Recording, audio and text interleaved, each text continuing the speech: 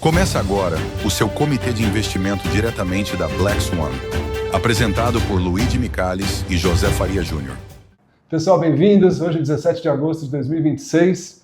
A gente está fazendo mais um comitê No Mercy, só que dessa vez a gente vai fazer um pouquinho diferente. A gente vai fazer o macro versus o micro. O Júnior, que está à minha esquerda, mas à sua direita, ele acredita no macro, sempre acreditou, é o mestre do macro e, mais do que isso, você vai ver, assim, talvez os melhores fundos da história do Brasil, alguns dos, né?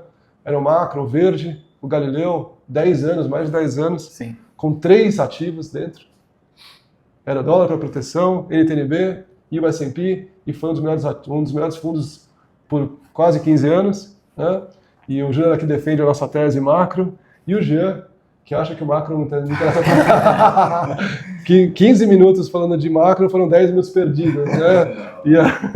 E a gente fala aqui das nossas teses micro, né? E a gente vai começar aí um pouquinho pelos tokens, o preço do token. Então a gente vai falar um pouquinho aqui, especialmente dos Estados Unidos, né? Nesse comecinho de programa, e depois a gente vai detalhe por detalhe, sempre voltado para você que é investidor, para você que está operando e fazendo suas aplicações e quer pensar também um pouquinho no futuro dos países e do Brasil. A gente vai falar um pouco de política, vai falar de bastante coisa bacana. Então, vamos começar aqui, lá por fora. A gente teve um movimento muito interessante nos últimos mês e meio, né, Jean? Que os semicondutores caíram. Os semicondutores, acho que foi a ETF que mais subiu, né? Subiu muito, né? Já subiu bastante. E acho que o volume 7 vezes maior do que do ano passado. E a gente está vendo aí que agora o custo dos tokens caíram, né? Mais ou menos o pessoal também bateu na NVIDIA, porque achavam que a NVIDIA não ia mais, o token estava muito caro, tinha que trocar de token, o token não, desculpa, a CPU deles era muito cara, né? A GPU. Conta um pouquinho pra gente, por favor, aí como é que esses custos caíram 20% e o que você está pensando? De vez em quando você não aparece, né? Ano passado teve também, em janeiro, o DeepSeek Moment, né? Que eles conseguem fazer, os modelos conseguem ser mais eficientes, e aí todo mundo achou que você vai precisar de menos compute, que na verdade depois se transformou que você vai continuar precisando de mais ainda, né? Então você vê a própria SpaceX, ela comprou bastante compute e decidiu vender esse parte de compute, vendeu para a Anthropic, vendeu para a Google, vendeu para outros, porque ela comprou por um valor, depois de X meses já estava um valor maior do que ela pagou. A Meta também tinha bastante compute, está vendendo. Então isso é muito cíclico, né? O próprio como semicondutor é uma indústria cíclica, saiu também recentemente um outro modelo chinês que estava mais eficiente. Mas no geral, eu acho que o grande evento desses últimos tempos foi, semana passada, a NVIDIA anunciando um fundo, não um fundo, né? Ele anunciou com as 6 maiores gestoras uma linha de crédito de $500 bilhões, né? 500 bilhões, com a KKR, Brookfield, Blackstone, BlackRock, JP Morgan? JP Morgan não, Goldman Sachs. E Apollo, para justamente financiar os GPUs dela, né? E é impressionante, ele conseguiu juntar esses 6 caras na mesa, foi até na CNBC, falaram lá por meia hora. E a ideia deles é fazer uma classe de ativo de GPU, de compute. Então, eventualmente, você pode até ter um futuro disso, mas a ideia é fazer realmente, como o Larry Fink até falou, como o lançamento do Mortgage-Backed Security. Então, a ideia era fazer realmente o compute uma classe de ativo, assim como você financia um avião, depois, eventualmente, se uma companhia aérea falha, esse avião continua indo para outros lugares, o compute não vai ter um dono da NVIDIA, ou só ele pode comprar, o cara compra o compute aqui e usar ao longo do tempo. E esse compute também, o que a NVIDIA defende, né, é que antes tinha a ideia que esse GPU durava 3 anos. E agora você já tem vários GPUs passados da NVIDIA, aí com 6, 7 anos de vida útil, mais ou menos, depois ele vai sendo utilizado para outras coisas, né, para outros modelos mais eficientes. E outra coisa acho que relevante é o crescimento da Anthropic, né? Nossa, que vai fazer uma IPO? Provavelmente até o final do ano, até acho que em outubro aí, deve já ter, tá falando em torno de $2 trilhões, né? Mais ou menos igual do SpaceX. Mais ou menos igual da SpaceX, mas o faturamento dela é muito maior, né? Que mudou, né? Já tá falando aí, final do ano, um faturamento anualizado de $100 bilhões, né? Então, nos últimos 3 anos, ela vai crescer 10 vezes esse faturamento anualizado, né? Que se for pro ano que vem, mais 10 vezes, seria $1 trilhão, né? Aí, mas o pessoal tá achando que vai em torno de uns 400, 500 bilhões pro ano que vem, que é absurdo para uma empresa de 5 anos de idade. Mas o pessoal da Anthropic saiu, né, da OpenAI, por um conflito de ética junto com o Sam Altman, né, e os dois defendem publicamente o Open Model também, mas na verdade eles estão dominando, né, o Closed Model deles, que está dominando, e a Anthropic fez um caminho que ela foi para o B2B, né, ela foi para desenvolvimento de código. E a OpenAI ela tinha feito ele para o usuário final e tal.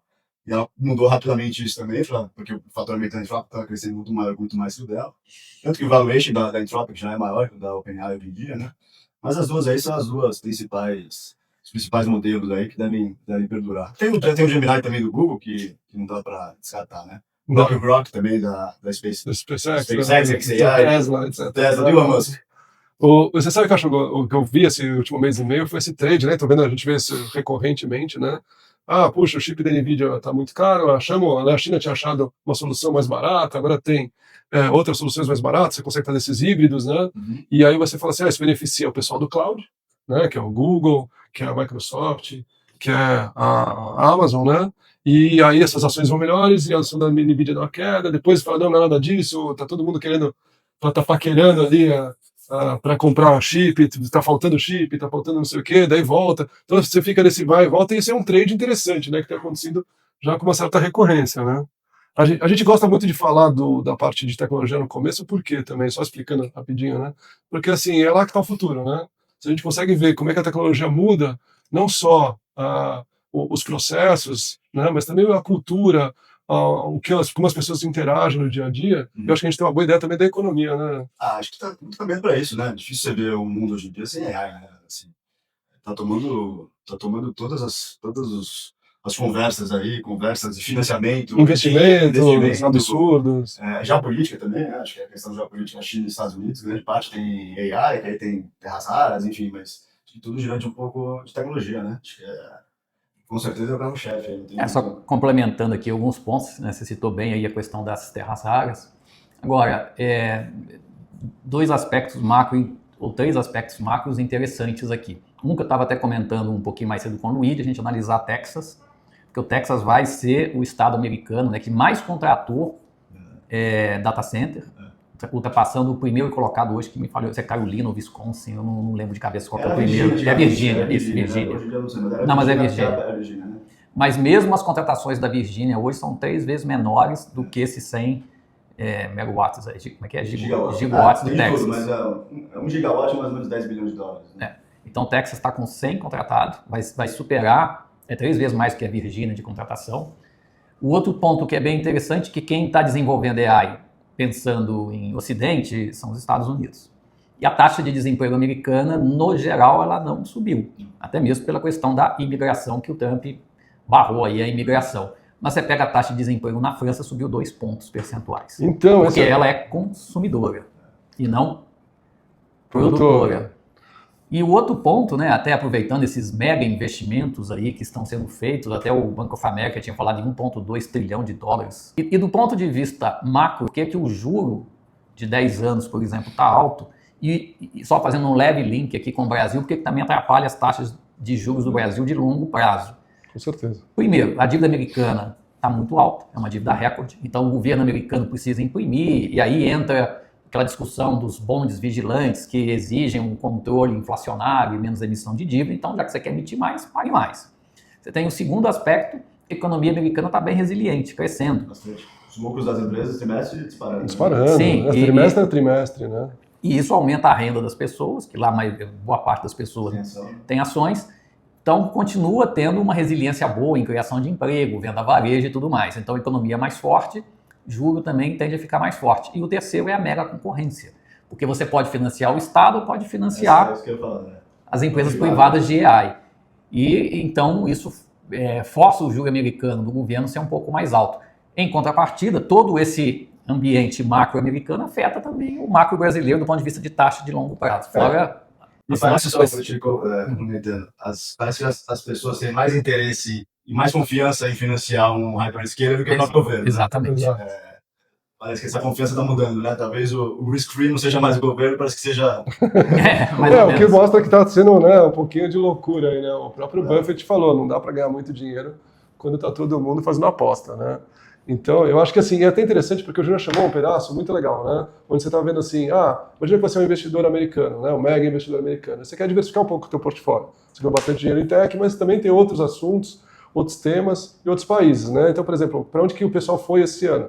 Foi para emerging markets, Coreia, né, Taiwan, onde tinha também essa pegada de semicondutores, né, que muito, né, inclusive a Samsung. Com razão também, porque o lucro e faturamento deles dispararam. Sim. Não, você vê a Samsung, né, eu não comprei Embraer lá atrás, porque a Embraer é uma empresa que, assim, apesar dela crescer, ela não dá nada para o acionista, ela fica lá tudo meio, o lucro fica meio de lado, né, a Samsung é igual. Só que se você for ver o gráfico de lucro dela... Um pouquinho que cresceu é gigantesco. Gigantesco, um pedacinho desse tamanho da empresa ali, o lucro disparou. Então, assim, a gente está vendo isso, talvez de uma forma nunca vista, né? Esse tipo de investimento, intensidade de investimento, qualidade de lucro. É tipo o resultado, né? E resultado. Não é só, tipo, diferente do 99, você tinha aquelas empresas.com que nem tinham receita e iam tradar a múltiplos absurdos. Aqui você tem um IRR, um internal rate of return ali. Você consegue palpar, de Amazon, de Google, 20 e poucos por cento, 25%, enfim.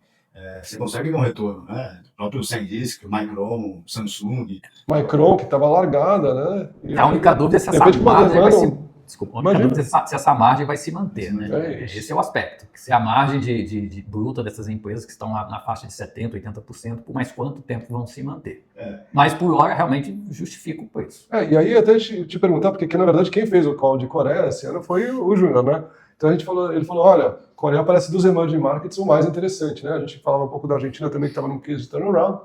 E aí você pensa assim, o que aconteceu? Obviamente o semicondutor subiu muito, caiu, né? Agora está num ponto bem interessante de novo, né, Júnior? Sim. E aí minha pergunta para você, né? Onde que cabe aí o Brasil e onde que cabe, assim, no investimento global em emerging markets, o que você acha que está... Por que esse flow de dinheiro está indo para lá e para cá? Então, no momento, né, com base na análise de EA e da vaga de investimento, tem dois ativos que estão despontando e provavelmente vão voltar a subir. Então, aí é só uma leitura do nosso modelo, mas não necessariamente isso certamente vai acontecer, para deixar claro aqui, né? Com relação a risco... com relação ao risco, né? Mas muito provavelmente a Bolsa Coreana vai voltar a subir, ela está num ponto aí de inflexão e provavelmente vai voltar a subir. Então, a gente continua gostando de Coreia, pode ser um ponto interessante para quem não tem, começar a fazer. E o outro ativo que está também saindo das cinzas é o ouro. Voltou, né? Voltou. E ele teve uma alta muito forte no dia 5 de agosto, em torno de 4%, quando se descobriu que aquela intervenção feita no Japão foi através de uma linha, a gente chama de repo, né? Venda com recompra do Fed para o Japão. Ou seja, aumentou o balanço do Fed. Aumentou o balanço. Então, se aumenta, por que o ouro subiu apesar do juros de 10 anos americano estar muito alto? Porque a liquidez global voltou a subir e isso ajudou o ouro. Então, se a gente for pensar, quais oportunidades macro tem na mesa? Provavelmente essas duas, tá? O ouro e, de novo, a Coreia. Eu sei que eu ia botar uma coisa para a gente pensar também na Índia. Porque eu acho que essa relação entre a China e os Estados Unidos tão tensa, né? Você está vendo muito desinvestimento na Índia, na China, e uma parte vindo para a Índia. O que você acha disso? Eu acho que a gente tem que estudar a Índia, que nesse ano a bolsa está caindo 8% lá em dólares. Então vamos... Com calma. Estudar esse assunto, mas eu acho que é uma boa bola levantada aí. A gente continua gostando da tese, pensando assim, go global, né? Quer dizer, menos um pouquinho... Esse ano as melhores performances não foram nos Estados Unidos. Mas a bolsa da Índia sempre foi um pouco mais cara também, em termos múltiplos, né? Não vou saber te responder agora, mas eu acho que a gente tem que voltar a estudar a Índia, que ela ficou para trás, né? E no caso aí, o Brasil, ele tem aí as vantagens, né? Eu acho que todo mundo ficou surpreso em descobrir hidrocarbonetos semana passada lá na Foz do Amapá, né? A Guiana já explora há 10 anos. O problema não é descobrir, o problema é conseguir tirar, né? Mas a Guiana já explora há 10 anos e de repente, que surpresa, né? Como se tivesse uma barreira impedindo o petróleo de sair da Guiana para o Brasil. Então descobriu-se que era óbvio, né? Hidrocarbonetos lá, o que é uma vantagem para a exploração de petróleo. Só que a gente chegou a comentar em algum desses comitês de investimento, né, uma dificuldade do Brasil em explorar a Foz do Amapá, porque o dinheiro ia voltar para a Venezuela.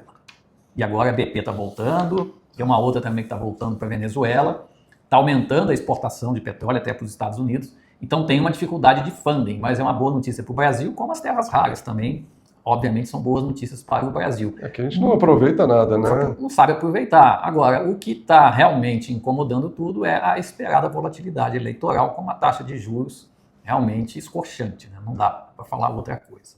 Eu queria voltar um minutinho para o ouro, porque eu acho muito interessante. Eu estava lendo lá na Bloomberg e tinha uma análise, uma matéria, falando que 45% dos bancos centrais ainda querem comprar ouro. E eu acho que a reserva tem que aumentar. Eu fico pensando esse conflito entre a China e os Estados Unidos. Sim. Não, compraram na queda, né? Essa queda aí do forte e tal. Então, assim, eu imagino que são três seculares, sabe? É coisa que vieram aqui para ficar. O Centrão Democrata acho que continua a briga com a China. O Centrão Republicano, acho que tudo isso continua. Então, assim, o ouro, o que é o ouro hoje em dia? Né? Por que o ouro subiu tanto nesses últimos anos? Tudo bem, teve inflação, mas qual que foi o centro?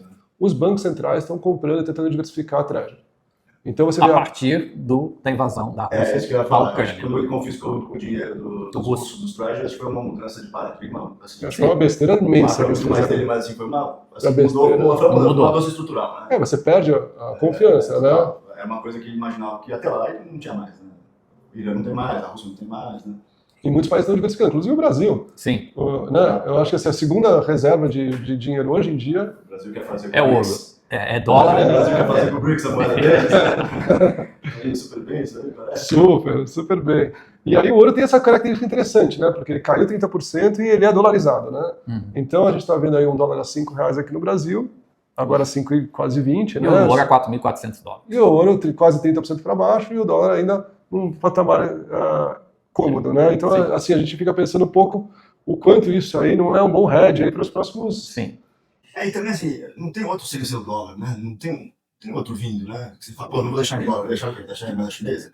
Não, é difícil. Vou deixar no austral. O euro também, né? O continuismo cresce.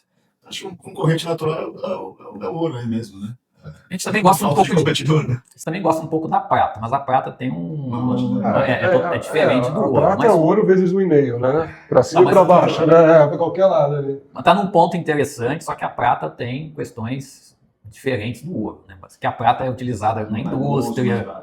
Sim, assim, entre um e o outro é o ouro, né? É mais seguro. Mas a prata, para quem gosta, está também num ponto...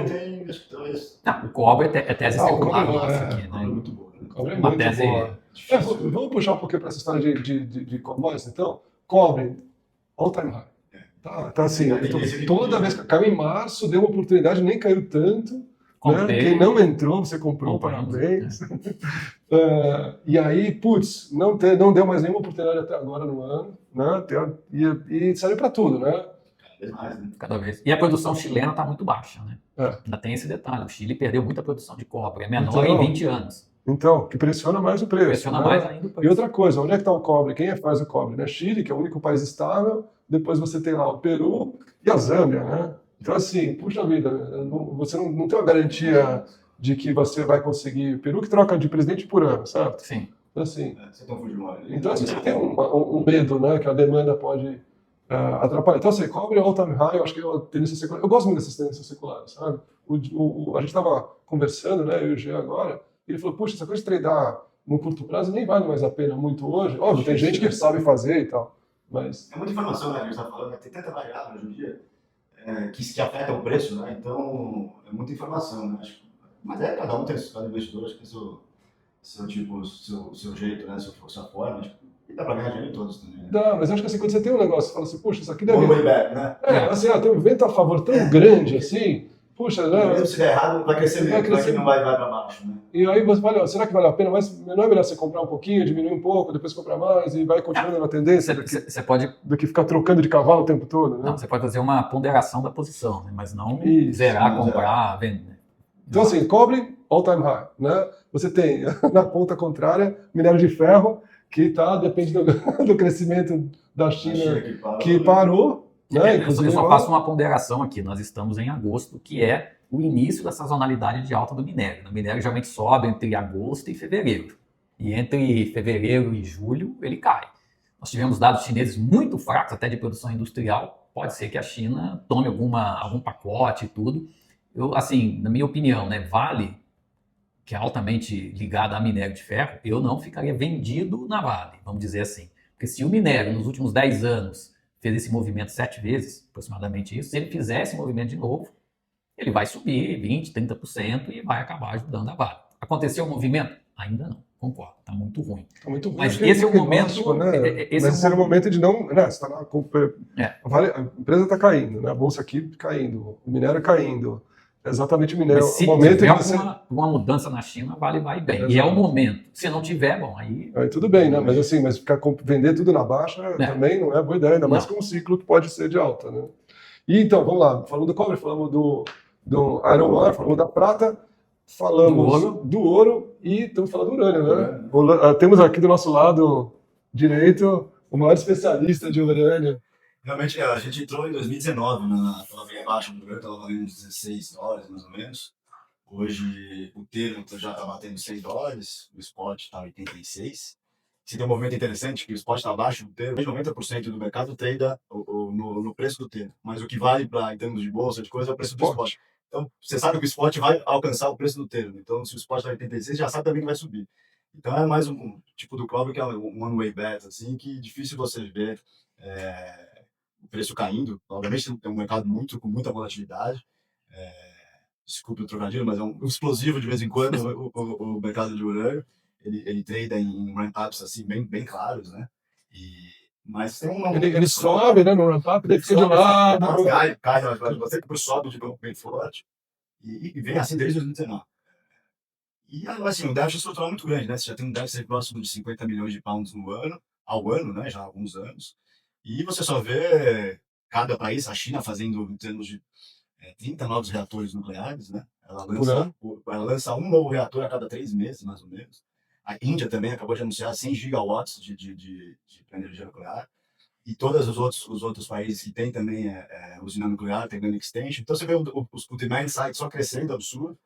E o supply cada vez menos, né? A Kazatomprom, que é a maior empresa, né? Ela vai atingir o pico dela de produção agora esse ano ou ano que vem, depois deve cair também. E você não tem outras minas vindo online em produção. E é um mercado difícil, porque você fazer uma mina nova não é que você faz da noite pro dia. Aprovação de uma mina nova já É muito demorado, assim. Então esse crunch, assim, tá virando cada vez mais... E é engraçado que a Alemanha, por exemplo, países que dependem também do gás da Rússia e tudo mais, estão enrolando quase 20 anos para montar. A Alemanha é um caso típico de erros. Eles são tão inteligentes, são tão... Mas assim, em termos de energia... São engenheiros, né? De energia, acho que tá claro que foi um erro impressionante, né? Eles tinham uma matriz energética de carvão e outras coisas, mas eles apostaram tudo no solar e tiraram a energia nuclear. Hoje a energia lá, a maior, aqui, mais cara da Europa, né? Você pega a França com 70% de energia nuclear, com valores super affordables. É a mesma coisa que a Califórnia está fazendo, né? Acho que é bem uma pegada meio SG, assim, que acabou mais política, né, do que racional, né? Concordo. Total política. E aí você vê, assim, a parte de urânio ainda com oportunidades, de repente, né? Porque ela também não tem um ciclo, assim, mais ou menos, então, assim, você não vê uma saída, porque então, você tem até 2040, você tem por volta de 100 bilhões de demanda que não foi contratada ainda. Então, e assim, no usina nuclear, ou você coloca o urânio como combustível, ou você coloca o urânio como combustível. Então, não tem uma segunda opção. Então, quem tem a usina nuclear e vai produzir energia, ele precisa do urânio. E o preço do urânio no todo representa muito pouco para a usina nuclear. É 5%. Então, se subir um pouquinho a mais, vai 7%, 8%, não é igual ao gás ou ao petróleo, que o preço do combustível representa maior custo da usina, né? Então, ali é com muita volatilidade, tem volatilidade sem dúvida nenhuma, tem que ver também a hora certa de comprar e sair e entrar, mas se você pegar a longo prazo, é difícil imaginar o ativo não crescendo, né? O valor do minério não subindo. E aí sobe tudo junto, né? Sobe todas as empresas mineradoras, as próprias utilities também de nuclear também crescendo bastante. E se tem um fator a mais que os hyperscalers já estão começando, ou já fecharam parcerias com usinas nucleares, né, para fornecer energia. E agora você tem uma conversa na comunidade de urânio, que os hyperscalers estão conversando com as mineradoras de urânio, que é quem fornece o combustível para a usina nuclear. Então a Microsoft fechou uma parceria com a Three Mile Island, lá nos Estados Unidos, que é uma parceria para reativar uma usina nuclear. E agora, além de falar com a usina nuclear, está falando também com quem fornece combustível, que é a mineradora. Então... Querem garantir energia, né? Porque assim, a curto prazo, o gás é a solução, não tem jeito. Mas a longo prazo, é realmente nuclear. Porque com isso aqui, você faz energia para mais do que qualquer outra coisa. Né? Exatamente. Então, no longo prazo, eles viram que é nuclear, sem dúvida nenhuma. A solução solar não dá, wind não dá, para os data centers não dá. Porque ou não space. Exato. De novo, o nosso amigo Elon Musk, né? Um passo na frente de todo mundo, né? Então, e aí, Júnior, eu estava pensando também, assim, só para a gente matar a parte de commodities, né? Eu acho que, assim, uma combinação que foi rara que aconteceu para as commodities no Brasil foi essa coisa do dólar alto e da commodity alta, né? Que aconteceu alguns anos atrás, veio acontecendo, né? Meio que ao longo de todo o governo Bolsonaro e que fez o agro crescer bastante, mas ao mesmo tempo se endividar bastante, né? Então a gente está vendo aí, eu e o Júnior, a gente conversa bastante sobre o endividamento do agro, que a gente tem medo de ter algumas defaults, né, nessa indústria. A gente tem visto coisas ali que não são agradáveis, né? Mas ao mesmo tempo, eu estava olhando aqui no sistema da Wagner, que é o sistema do Júnior, que eu acabo de lá, e eu vi que, olha, tem um monte de coisa em alta, hein? Trigo em alta, soja, algodão. O ponto que atrapalha aí é que o custo do fertilizante, de sementes, subiu muito. Então, se você não faz uma boa gestão para cobrir esse custo e deixa só para fazer as contratações sem nenhuma gestão de preço, o que acontece? Você acaba tendo prejuízo. Então, o agro ele é bastante complexo, porque você tem o preço da commodity, geralmente na Bolsa de Chicago, você tem um diferencial do Brasil e Estados Unidos, que a gente chama de bases, e você tem a moeda. Então, na formação do preço de venda, você tem a bolsa externa, geralmente, o diferencial de base entre o Brasil e essa bolsa, mais o câmbio. Por outro lado, você tem um custo. E com a guerra, o custo aumentou. O fertilizante triplicou. Então, quem não aproveitou no momento certo, olha, eu já tenho o meu custo de fertilizante é X% da safra, e já fez essa trava desse custo, tudo bem, mas quem não fez e deixou para depois está pagando muito mais caro. E mesmo também tem um detalhe, né? Pense na safra nova, que muito dessa safra nova está sendo feita a um custo de fertilizante mais alto. Então você tem aí um aspecto que o Hormuz aí prejudicou bastante o agro, principalmente devido ao custo, não ao preço de venda, né, da commodity, que está bom. O preço não é o maior problema hoje. O maior problema está sendo mais o custo. E essa guerra que... Não tem prazo. Né? Não tem prazo, né? O Trump, aliás, saiu uma notícia que o Trump ganhou horrores, né? Tradando na física, né? Essa foi uma loucura, né? 4 bilhões de dólares de lucro tradando na física, uma coisa que ele falava, ele comprava e falava.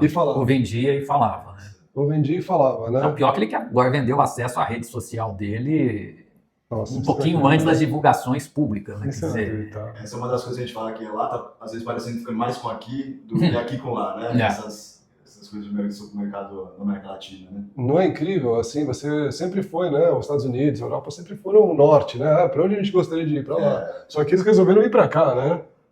Tá quebrando toda essa cadeia aí de confiança. Porque você tem uma rede social. Você é o presidente, você tem uma rede social. Você publica as notícias na sua rede social. E vende o acesso. Olha, te dou mais um segundo antes. Te dou um segundo antes para você fazer o que você quiser. Eu acho que o trade de Hormuz, né? Já virou um trade de Hormuz, mas o caso de Hormuz, acho que ele vai ser o gatinho para muita coisa, né? Sim. Então, se continuar a guerra perdurar, petróleo alto, etc., uma coisa, se acabar amanhã, que é muito difícil, já é outro play, né?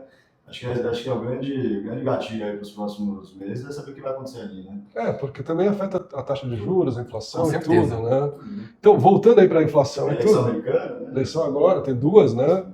Tem gente aí falando... Por enquanto, o Senado está republicano nessa eleição. Continua? Ele continua no polymarket. Acho que o Trump está um pouco monitorando isso. E a questão da guerra até outubro vai ser difícil acabar com a eleição em Israel, né? Israel também não está muito disposto a, nesse momento, negociar. Não, zero disposto, né? Até por causa da eleição daqui a 2 meses.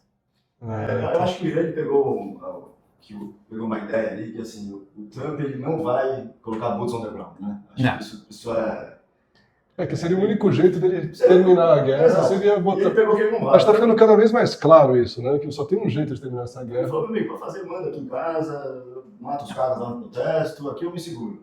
E também tem aquela história daqueles mísseis Patriots que só faz 600 por ano.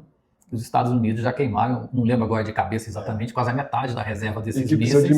De terras raras. Sim, e não tem velocidade de reposição em relação ao que já foi gasto. Então ele até mesmo tem que dar uma pausa porque ele está tendo uma redução no estoque de armamentos.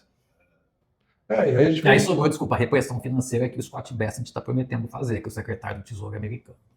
Qual que é uma essa? repressão financeira contra o Irã, de dificultar as negociações de venda de petróleo e tudo.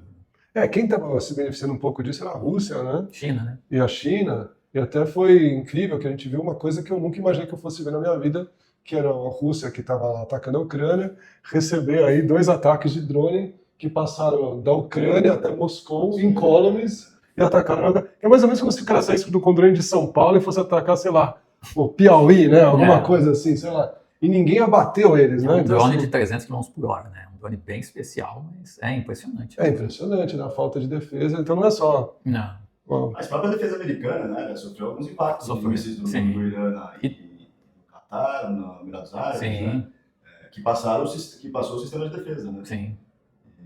Então, realmente tá complexo. é né? complexo, assim, não parece que essa guerra acaba amanhã, né? E aí a gente vai pro Treasury, né? Porque assim, vou lá um papo um pouquinho, vai. Treasury, 10 anos, voltou para as máximas, tá arrebentando, 4,7%, todo mundo falou, nossa, vou aplicar em Treasury, tá 4%, vamos comprar até bom, já tá quase 5%. Júnior, e aí? A gente imagina que o range do Treasury vai ser em torno de 4, 4,20, a esse 4,70, 5, justamente devido a essa questão de endividamento e dúvida de inflação. Então, por hora, né, o mercado está tirando chance do Fed subir juros, pelos dados da semana passada de CPI e venda no Que a varejo. gente cantou, né? E sim, e o Treasury ele está num patamar mais alto devido a esse grande endividamento americano e inflação 5 anos acima da meta.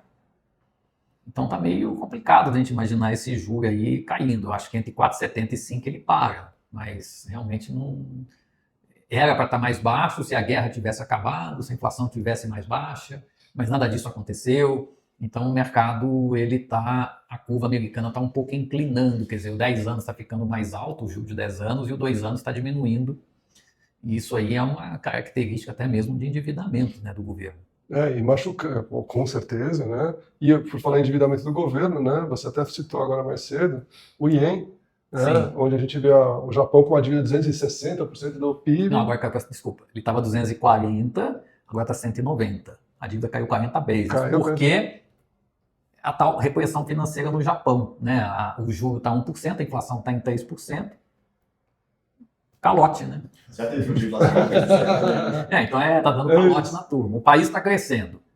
Então, o PIB nominal ele está rodando em torno de 4% e o juro por volta de 1%.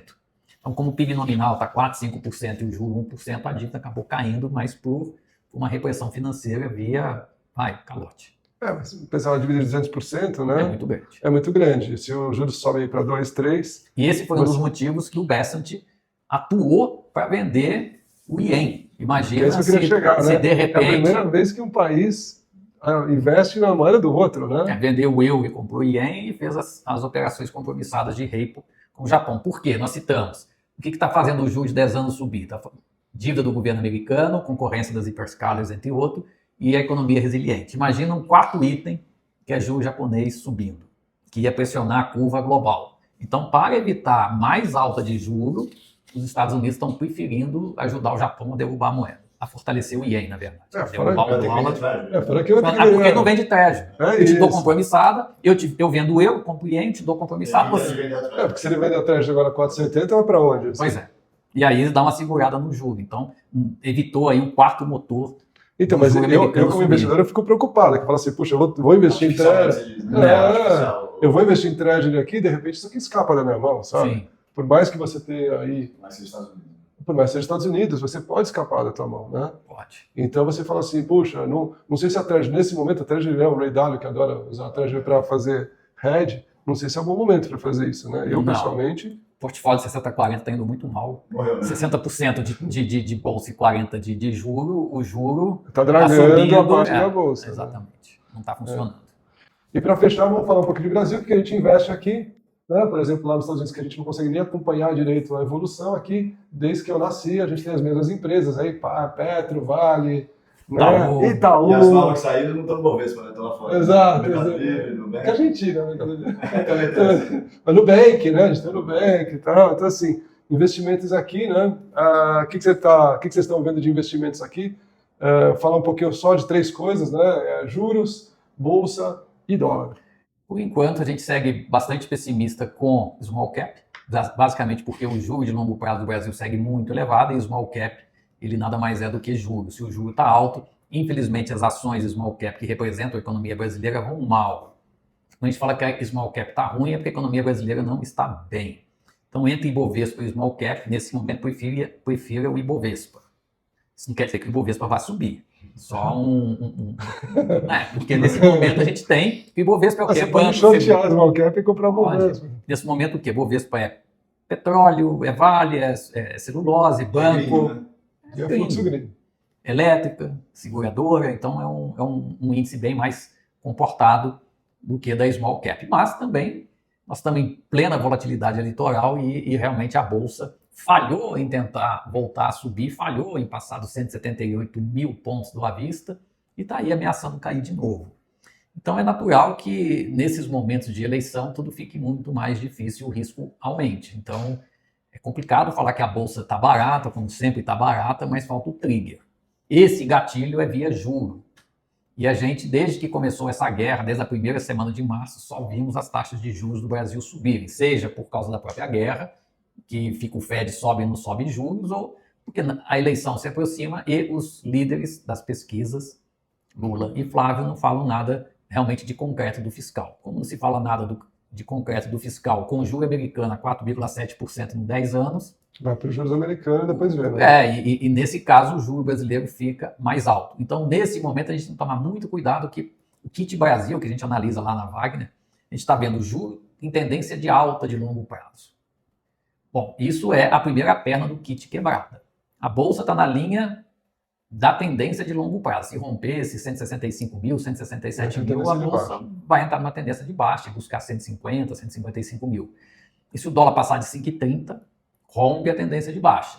E os três ativos são congruentes ao longo do tempo. Então, desde que o juro subiu, a gente até publicou nas redes sociais que uma perna do kit Brasil quebrou, que é a perna do juro, que é a perna mais importante. E desde que essa perna quebrou, a Bolsa não tem performado bem, o dólar não tem ido mal por causa de dois aspectos. O dólar index, que é o dólar contra as principais moedas do mundo, está enfraquecendo de novo, e commodity cara, e juro alto. Então você tem até um terceiro aspecto, que é o juro. Então o dólar não está indo tão forte porque ele está fraco lá fora. Mas, realmente, nesse momento é muito não expor a risco por enquanto, já que o retorno está longe, entre aspas, de ser garantido. Nunca será garantido, mas está mais complexo você tentar o retorno positivo dada a volatilidade. Então, tem muita gente que fala que tem que comprar agora a Bolsa, porque vai mudar o pêndulo político, mas está muito longe disso acontecer ainda, para a gente poder ter certeza. Então, a volatilidade vai ser alta, então o investidor precisa de ter muito cuidado e preservar o patrimônio. Então, vamos resumir bastante, né? Bolsa não está atraente, apesar do preço. Juros não tem caído, apesar da taxa de juros spot, né? Está caindo, a longa não sai do lugar. Não. Né? O pessoal acha que se os juros cair agora, ele vai voltar a subir lá na frente, né, os mercados. E o dólar parece um hedge interessante para todo esse movimento político aí que a gente tem visto, né? A gente viu algumas eleições ao longo do ano em vários países emergentes, e a gente viu que chega aos últimos 3 meses, e aí a pauta sai de fluxo estrangeiro para uma pauta de só um aspecto do dólar. O pessoal fala, o dólar está caro. Eu não sei se o dólar está caro. Você pega a mínima do dólar, 4,90. Isso tem 3 meses. Bota 4,90 mais o CDI de 3 meses. É quase 5,10. Então, dólar 5,10 é praticamente o menor dólar do ano. Então, você fala, não, o dólar está caro. Não, ele não está caro. Ele pode não estar barato, mas caro também não. E o dólar acho que é assim, tá? Quando agora 5,20, um pouco, né? Você pode ver ele a uns 5, você pode ver ele a uns 6 também. Pode. Então, assim, ele não está caro. É difícil saber, né? Ele não está caro quando você olha o que aconteceu no ano. É isso, o que pode acontecer também, né? No momento que ninguém fala que vai resolver o fiscal com nenhuma palavra, né? Nenhuma palavra. E aí a gente vai para... Vamos fechar? Antes de fechar, posso dar um recado? Claro, deve. Então, meus amigos, eu sou professor na Market Makers Academy, né, do Market Makers, nosso amigo Thiago Salomão, entre outros. E o curso de macroeconomia aplicada para investidores, que lá tem o nome de Protocolo Antirrisco, ele está à venda, né? Eu sou o mentor desse curso. Será um prazer, um privilégio se você puder ser meu aluno. Então basta acessar a página lá do Market Makers Academy ou as minhas redes sociais, que eu também estou postando o link do curso. Fica o convite para conhecer. São mais ou menos 30 horas aula e nós passamos por indicadores e macro. É um curso de macro. Então, nós passamos por vários indicadores de Brasil, Europa, Estados Unidos, mais voltado para Brasil e Estados Unidos, naturalmente. E eu acho que o curso está super interessante. E é legal, né? Eu, quando eu comecei no mercado financeiro, eu vim para cá porque eu olhava, as pessoas falavam, nossa, porque o juros subiu, afetou commodity, fez aquilo, a bolsa também, o que tem tudo isso a ver? E eu queria muito entender, e demorei anos para entender. Agora você tem 30 horas na sua mão. Você vai aprender como calcular um pré-fixado na mão, tem uma planilha lá sobre isso, vai aprender a relação de juro e bolsa, quando você deve estar mais pós, mais pré, com mais bolsa, menos bolsa. É isso. Começar a fazer aqueles investimentos que nem o Galileu fazia. Pensamento mais de Pensamento macro, que é super importante. E aí, para fechar o nosso bloco, né, a gente vai fazer um call, agora um call macro e um call micro, e a gente vai começar a pegar esses calls e vamos colocar uma planilhinha e vamos conferir como é que isso vai acabar no final do ano. Então, primeiro um call macro para o nosso novo portfólio. Eu continuo achando 3 ativos aí, para não errar muito o S&P, Coreia e ouro. Coreia, bolsa da Coreia e ouro. E prefiro ser um pouco mais tradicional na bolsa, tá? S&P. E você? Qual micro de empresa mesmo? Qual micro de empresa? Eu iria na NextGen, que é uma empresa de urânio, que ela, breaking ground, agora ela está oficialmente construindo a mina, então isso muda o rating dela, e vai ser a maior empresa de urânio que tem a maior reserva, vai produzir 30 milhões até a partir de 2030. Eu acredito numa hyperscaler ainda, vamos pegar a Amazon, acho que está... Amazon. Acho que está... Eu achei que você falou o Google. O Google eu gosto muito, mas acho que o custo-benefício em termos de ela está mais descontada, a Amazon. Mas o Google, se você analisar como empresa, até prefiro, mas só pelo preço acho que a Amazon hoje em dia está um pouco mais descontada. E eu acho que o semicondutor também, eu ficaria com a Micron. Micron? Maravilha. 3 aí de... Maravilha. Eu vou de Google. 3, né? Olha só. Eu vou de ouro. Mas tá colando. E eu vou de Samsung. Tá colando aí Coreia também, mas tudo trocou bem. o celular. Tá tudo bem. Meu iPhone vai pro lixo agora. Pessoal, muito obrigado. Espero que vocês tenham se divertido tanto quanto a gente. Até a próxima. Até mais, até a próxima. Obrigado. Obrigado.